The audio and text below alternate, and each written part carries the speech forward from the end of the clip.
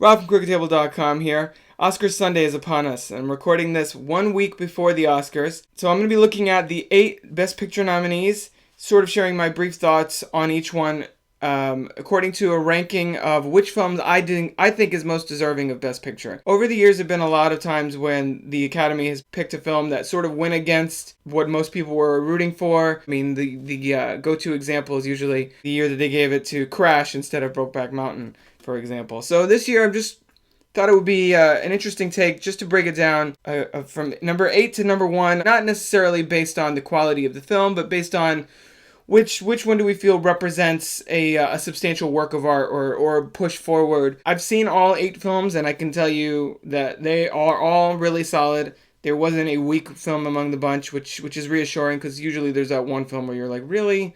Did the reader deserve an Oscar nomination for Best Picture? That kind of thing.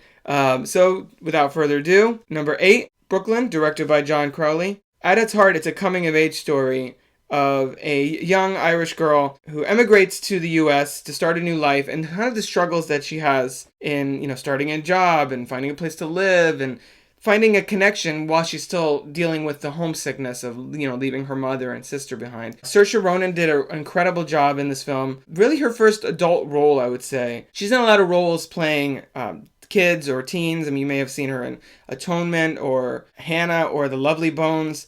She's done a really good job with those kind of parts, but this is really her first step as a woman, as a grown woman, sort of asserting herself as a leading lady, and she handled it perfectly. The film has a really colorful supporting cast as well.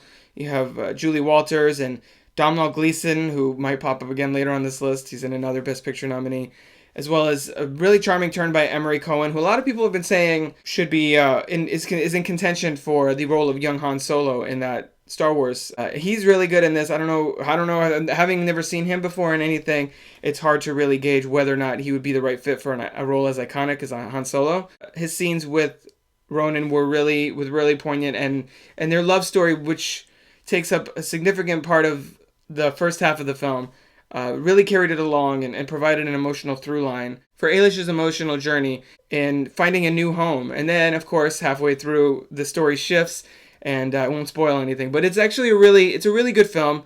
Very underrated. I feel like it's probably one of the most underseen of the Oscar nominees. Definitely worth your time, and it's a really good period piece. A lot of great art direction, costume design, and that kind of thing. Plus, you have Nick Hornby doing the screenplay. Anybody that knows his writing knows that he knows how to tell a story, and really writes really well for women. I know this is adapted from a book, but really condenses the character's journey down to manageable length. The reason I have the film at number 8 isn't that it's bad, however. It's one of those movies that what it does is not something we haven't seen before, but it does it really well. And in that respect, I think it's worthy of nominations for screenplay and for Ronan's performance.